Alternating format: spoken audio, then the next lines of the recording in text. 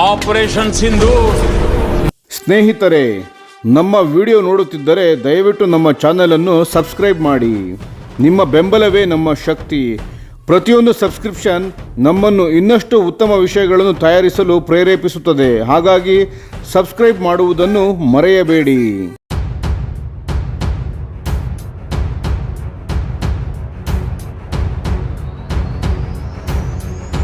ಭಾರತದ ರಕ್ಷಣೆಗೆ ಒಮಾನ್ನ ಜಾಗ್ವಾರ್. ನಮಸ್ಕಾರ ಗೆಳೆಯರೇ, ದೇಶ ಪ್ರೇಮಿಗಳೇ, ನಮ್ಮ ಯೂಟ್ಯೂಬ್ ಚಾನಲ್ಗೆ ಸ್ವಾಗತ. ನಿಮಗೆ ಭಾರತೀಯ ವಾಯುಸೇನೆಗೆ ಒಂದು ಮಹತ್ವದ ಮತ್ತು ಕಾರ್ಯತಂತ್ರದ ಬೆಂಬಲ ಸಿಕ್ಕಿದೆ. ರಾಜತಾಂತ್ರಿಕ ಸೌಹಾರ್ದತೆ ಮತ್ತು ಅನಿವಾರ್ಯ ಅಗತ್ಯವನ್ನು ಒಳಗೊಂಡ ಈ ನಿರ್ಧಾರದಲ್ಲಿ royal air force of Oman ತನ್ನ 20ಕ್ಕೂ ಹೆಚ್ಚು ನಿಷ್ಕ್ರಿಯಗೊಂಡ ಸ್ಪೆಕಾಟ್ ಜಾಗ್ವಾರ್ ಯುದ್ಧ ವಿಮಾನಗಳನ್ನು ಭಾರತಕ್ಕೆ ಹಸ್ತಾಂತರಿಸಲು ಒಪ್ಪಿಕೊಂಡಿದೆ. ತುರ್ತು ಪರಿಸ್ಥಿತಿಗೆ ಪರಿಹಾರ: ಈ ವಿಮಾನಗಳನ್ನು ನೇರವಾಗಿ ಹಾರಾಟಕ್ಕೆ ಬಳಸಲಾಗುವುದಿಲ್ಲ. ಬದಲಿಗೆ ಭಾರತೀಯ ವಾಯುಸೇನೆಯ ಹಳೆಯ ಶಮ್ಶೇರ್ ಜಾಗ್ವಾರ್ನ ಭಾರತೀಯ ಹೆಸರು. ಯುದ್ಧ ವಿಮಾನಗಳ ಬಿಡಿ ಭಾಗಗಳಿಗಾಗಿ ಇವುಗಳನ್ನು ಸಂಪೂರ್ಣವಾಗಿ ಡಿಸ್ಮ್ಯಾಂಟಲ್ ಮಾಡಲಾಗುತ್ತದೆ. ಡಿಸೆಂಬರ್ 6, 2025 ಬಹಿರಂಗಗೊಂಡ ಈ ವಿಷಯವನ್ನು ಭಾರತೀಯ ರಕ್ಷಣಾ ಅಧಿಕಾರಿಗಳು ಸಮಯಕ್ಕೆ ಸರಿಯಾದ ಬೆಂಬಲ ಎಂದು ಬಣ್ಣಿಸಿದ್ದಾರೆ. ಭಾರತವು ತನ್ನ ಒಟ್ಟಾರೆ ಯುದ್ಧ ಸಾಮರ್ಥ್ಯದ ಕೊರತೆ ಮತ್ತು ಸವಾಲಿನ ಭೌಗೋಳಿಕ ರಾಜಕೀಯ ಪರಿಸ್ಥಿತಿಗಳ ನಡುವೆ ತನ್ನ 6 ಜಾಗ್ವಾರ್ ಸ್ಕ್ವಾಡ್ರನ್ಗಳನ್ನು ನಿರ್ವಹಿಸಲು ಹೆಣಗಾಡುತ್ತಿರುವಾಗ ಈ ಹಸ್ತಾಂತರವು ನಿರ್ಣಾಯಕವಾಗಿದೆ. ಹೊಸ ವಿಮಾನಗಳನ್ನು ಖರೀದಿಸುವ ಪ್ರತಿಷ್ಠೆ ಇದರಲ್ಲಿ ಇಲ್ಲದಿರಬಹುದು, ಆದರೆ ಇದು ಒಂದು ಪ್ರಾಯೋಗಿಕ ಸತ್ಯವನ್ನು ಎತ್ತಿ ತೋರಿಸುತ್ತದೆ. ಅಂತಾರಾಷ್ಟ್ರೀಯ ನಿರ್ಬಂಧಗಳು ಮತ್ತು ಪೂರೈಕೆಯ ಸರಪಳಿ ಸಮಸ್ಯೆಗಳು ಈ ದಿನಗಳಲ್ಲಿ ನಿವೃತ್ತ ವಿಮಾನಗಳಿಂದ ಬಿಡಿ ಭಾಗಗಳನ್ನು ಮರುಬಳಕೆ ಮಾಡುವುದು ರಾಷ್ಟ್ರೀಯ ರಕ್ಷಣೆಗೆ ಅತ್ಯಗತ್ಯವಾಗಿದೆ. ಹಾರ್ವೆಸ್ಟಿಂಗ್ ತಂತ್ರ: 1970ರ ದಶಕದಿಂದ 2014ರವರೆಗೆ ಒಮನ್ ದೇಶಕ್ಕೆ ಸೇವೆ ಸಲ್ಲಿಸಿದ ಈ ಜಾಗ್ವಾರ್ ವಿಮಾನಗಳು ವಿಶ್ವದಲ್ಲಿ ಈಗ ಲಭ್ಯವಿರುವ ಕೊನೆಯ ದೊಡ್ಡ ಜಾಗ್ವಾರ್ ದಾಸ್ತಾನುಗಳಾಗಿವೆ. ಮೂಲ ಉತ್ಪಾದನಾ ಘಟಕಗಳು ದಶಕಗಳ ಹಿಂದೆಯೇ ಮುಚ್ಚಿರುವುದರಿಂದ ಬಿಡಿ ಭಾಗಗಳಿಗಾಗಿ ನಿವೃತ್ತ ವಿಮಾನಗಳನ್ನು ಖರೀದಿಸುವ, ಅಂದರೆ ಹಾರ್ವೆಸ್ಟಿಂಗ್ ಎಂಬ ಈ ವಿಧಾನವನ್ನು ಭಾರತೀಯ ವಾಯುಪಡೆ ಆಗಾಗ್ಗೆ ಅವಲಂಬಿಸಿದೆ. 2018ರಲ್ಲಿ ಫ್ರಾನ್ಸ್ನಿಂದ 31 ಏರ್ಫ್ರೇಮ್ಗಳನ್ನು ಪಡೆದಿದ್ದು ಇದೇ ರೀತಿ. ಈ ಇತ್ತೀಚಿನ ಒಮನ್ ಹಸ್ತಾಂತರವು ಇಂಜಿನ್ಗಳು, ಏವಿಯಾನಿಕ್ಸ್ ಮತ್ತು ರಚನಾತ್ಮಕ ಭಾಗಗಳನ್ನು ಒಳಗೊಂಡಿರುತ್ತವೆ. ಇದು ಭಾರತದ 115 ಉಳಿದ ಜಾಗ್ವಾರ್ಗಳ ಸೇವಾ ಅವಧಿಯನ್ನು ವಿಸ್ತರಿಸಲು ಮತ್ತು ಹೊಸ ಸ್ಥಳೀಯ ವಿಮಾನಗಳು ಸಿದ್ಧವಾಗುವವರೆಗೂ ಒಂದು ಬಫರ್ ಅನ್ನು ಒದಗಿಸುವ ಸಾಮರ್ಥ್ಯ ಹೊಂದಿದೆ. ಶಮ್ಶೇರ್ ಜಾಗ್ವಾರ್ನ ಶೌರ್ಯದ ಇತಿಹಾಸ: ಬ್ರಿಟನ್ ಮತ್ತು ಫ್ರಾನ್ಸ್ನ ಶೀತಲ ಸಮರದ ಯೋಜನೆಯಾದ ಈ ಅವಳಿ ಇಂಜಿನ್ ಜೆಟ್ಟನ್ನು ಕಡಿಮೆ ಎತ್ತರದಲ್ಲಿ ವೇಗವಾಗಿ ಹಾರಾಟ ಮಾಡಿ ನಿಖರವಾದ ಶಸ್ತ್ರಾಸ್ತ್ರಗಳನ್ನು ತಲುಪಿಸಲು ವಿನ್ಯಾಸಗೊಳಿಸಲಾಗಿದೆ. ಭಾರತವು 160 ಘಟಕಗಳನ್ನು ಸ್ವಾಧೀನಪಡಿಸಿಕೊಂಡಿತ್ತು.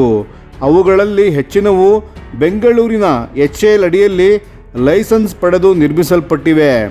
ಭಾರತೀಯ ವಾಯುಪಡೆಯಲ್ಲಿ ಶಮ್ಶೇರ್ ಖಡ್ಗ ಎಂದು ಕರೆಯಲ್ಪಡುವ ಈ ಜಾಗ್ವಾರ್ ಜುಲೈ 1979ರಲ್ಲಿ ಜಾಮ್ನಗರದಲ್ಲಿ ಸೇವೆಗೆ ಸೇರಿದಾಗಿನಿಂದಲೂ ನಮ್ಮ ಪ್ರಾಥಮಿಕ ಡೀಪ್ ಪೆನೆಟ್ರೇಷನ್ ಸ್ಟ್ರೈಕ್ ಏರ್ಕ್ರಾಫ್ಟ್ ಆಗಿ ಕಾರ್ಯನಿರ್ವಹಿಸಿದೆ.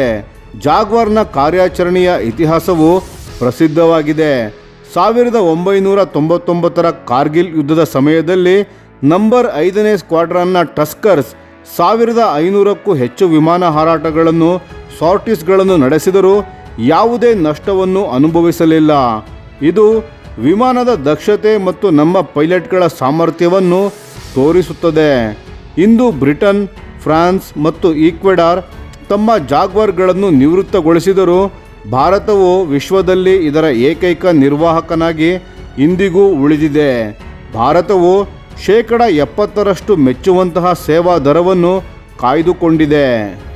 ಜಾಗ್ವಾರ್ನ ಆಧುನೀಕರಣದ ಸವಾಲುಗಳು: ಫ್ಲೀಟನ್ನು ಪ್ರಸ್ತುತವಾಗಿ ಇರಿಸಲು ಆಧುನೀಕರಣದ ಪ್ರಯತ್ನಗಳು ಪ್ರಮುಖವಾಗಿವೆ. ಡಾರಿನ್ ಡಿಸ್ಪ್ಲೇ ಅಟ್ಯಾಕ್ ರೇಂಜಿಂಗ್ ಇನರ್ಷಿಯಲ್ ನ್ಯಾವಿಗೇಷನ್ ನವೀಕರಣ ಕಾರ್ಯಕ್ರಮವು ಸುಮಾರು 60 ವಿಮಾನಗಳಿಗೆ ಆಧುನಿಕ AESA ರೆಡಾರ್ಗಳು, ಸುಧಾರಿತ ಏರ್ ಟು ಏರ್ ಕ್ಷಿಪಣಿಗಳು ಮತ್ತು ಎಲೆಕ್ಟ್ರಾನಿಕ್ ಯುದ್ಧ ವ್ಯವಸ್ಥೆಗಳನ್ನು ಒದಗಿಸಿದೆ. ಆದರೆ ಹಳೆಯ ಇಂಜಿನ್ಗಳನ್ನು ಹೊಸ ಹನಿವೆಲ್ ಪವರ್ ಪ್ಲಾಂಟ್ಗಳೊಂದಿಗೆ ಬದಲಾಯಿಸುವ ಪ್ರಸ್ತಾಪವನ್ನು ಅಧಿಕ ವೆಚ್ಚದ ಕಾರಣ ರದ್ದುಗೊಳಿಸಲಾಯಿತು. ಇದರಿಂದಾಗಿ ಫ್ಲೀಟ್ ಈಗಲೂ ತೀವ್ರ ನಿರ್ವಹಣೆ ಅಗತ್ಯವಿರುವ ಹಳೆಯ ಅಡೋರ್ MK811 ಇಂಜಿನ್ಗಳನ್ನೇ ಅವಲಂಬಿಸಿದೆ. ಈಗಿನ ಒಮಾನ್ನಿಂದ ಬಂದ ಜಾಗ್ವಾರ್ಗಳು ಸಾವಿರಾರು ಮರುಬಳಕೆ ಮಾಡಬಹುದಾದ ಬಿಡಿ ಭಾಗಗಳನ್ನು ಒದಗಿಸುವುದರಿಂದ HALನ ಸೌಲಭ್ಯಗಳಲ್ಲಿ ವಿಮಾನಗಳ ಸುಧಾರಣೆಗೆ ಬೇಕಾದ ಸಮಯ ಕಡಿಮೆಯಾಗುತ್ತದೆ ಮತ್ತು ವಿದೇಶಿ ವಿನಿಮಯ ಮೀಸಲು ಉಳಿತಾಯವಾಗುತ್ತದೆ. ರಾಜತಾಂತ್ರಿಕ ಮಹತ್ವ ಮತ್ತು ಮುಂದಿನ ಹಾದಿ. ಈ ಹಸ್ತಾಂತರವು ಭಾರತ ಮತ್ತು ಒಮನ್ ನಡುವಿನ ದೃಢವಾದ ಸಂಬಂಧವನ್ನು ಎತ್ತಿ ತೋರಿಸುತ್ತದೆ. 1970ರ ದಶಕದಿಂದಲೂ ಒಮಾನ್ ಪ್ರಮುಖ ಕಾರ್ಯತಂತ್ರದ ಪಾಲುದಾರನಾಗಿದೆ. ಈ ಬಿಡಿ ಭಾಗಗಳ ಸಂಪಾದನೆಯ ಹಿಂದಿನ ಉದ್ದೇಶವೇನೆಂದರೆ ರೋಲ್ಸ್ ರಾಯ್ಸ್ನಂತಹ ತಯಾರಕರಿಂದ ಬಿಡಿ ಭಾಗಗಳ ಕೊರತೆಯನ್ನು ನೀಗಿಸುವುದು ಮತ್ತು 2035ರವರೆಗೆ ಜಾಗ್ವಾರ್ ಸ್ಕ್ವಾಡ್ರನ್ಗಳನ್ನು ಕಾರ್ಯಾಚರಣೆಯಲ್ಲಿ ಇರಿಸುವುದು. ಕೊನೆಯಲ್ಲಿ ವೀಕ್ಷಕರೇ, 2025ರ ಅಂತ್ಯದ ವೇಳೆಗೆ MiG-21 ಫ್ಲೀಟ್ ನಿವೃತ್ತಿಯಾಗಿರುವುದರಿಂದ ಭಾರತೀಯ ವಾಯುಪಡೆಯ ತನ್ನ ಅನುಮೋದಿತ 42ರ ಸ್ಕ್ವಾಡ್ರನ್ ಬದಲಿಗೆ ಕೇವಲ 30ರಿಂದ 31 ಸ್ಕ್ವಾಡ್ರನ್ಗಳೊಂದಿಗೆ ಕಾರ್ಯನಿರ್ವಹಿಸುತ್ತಿದೆ. ಇದು ಚೀನಾ ಮತ್ತು ಪಾಕಿಸ್ತಾನದಿಂದ ಏಕಕಾಲಿಕ ಸವಾಲುಗಳನ್ನು ನಿರ್ವಹಿಸಲು ಸಾಕಾಗುವುದಿಲ್ಲ. ಈ ಕೊರತೆಯನ್ನು ನೀಗಿಸಲು ರಫೇಲ್ ಯುದ್ಧ ವಿಮಾನಗಳ ಹೆಚ್ಚಿನ ಖರೀದಿ ಚರ್ಚೆಯಲ್ಲಿದ್ದರೂ ದೀರ್ಘಕಾಲೀನ ಪರಿಹಾರವು ಸ್ಥಳೀಯ ಉತ್ಪಾದನೆಯಲ್ಲಿದೆ. HAL ತೇಜಸ್, MK1 ಮತ್ತು MK1A ವಿಮಾನಗಳಿಗೆ ಆದೇಶ ನೀಡಲಾಗಿದೆ, ಆದರೆ ವಿತರಣೆಯಲ್ಲಿ ಇನ್ನೂ ಕೂಡ ವಿಳಂಬವಾಗುತ್ತಿದೆ. ಜಾಗ್ವಾರ್ ಅನ್ನು ಯಶಸ್ವಿಯಾಗಿ ಬದಲಾಯಿಸುವ ನಿರೀಕ್ಷೆಯು ಹೆಚ್ಚು ಸುಧಾರಿತ ತೇಜಸ್ MK2 ಮತ್ತು ಭಾರತದ 5ನೇ ತಲೆಮಾರಿನ ಸ್ಟೆಲ್ತ್ ಕಾರ್ಯಕ್ರಮವಾದ AMCA advanced medium combat aircraft ಮೇಲಿದೆ. ಸದ್ಯಕ್ಕೆ ಒಮಾನ್ನಿಂದ ಬಂದ ಈ ಬಿಡಿ ಭಾಗಗಳು ನಮ್ಮ ಶಮ್ಶೇರ್ ಫ್ಲೀಟ್ನ ಸೇವಾ ಅವಧಿಯನ್ನು ವಿಸ್ತರಿಸುವಲ್ಲಿ ಪ್ರಮುಖ ಪಾತ್ರ ವಹಿಸಲಿವೆ. ನೀವು ಭಾರತೀಯ ವಾಯುಪಡೆಯ ಈ ಕಾರ್ಯತಂತ್ರದ ಕ್ರಮದ ಬಗ್ಗೆ ಏನು ಯೋಚಿಸುತ್ತೀರಿ? ಕಾಮೆಂಟ್ ವಿಭಾಗದಲ್ಲಿ ನಿಮ್ಮ ಅಭಿಪ್ರಾಯ ತಿಳಿಸಿ. ಧನ್ಯವಾದಗಳು.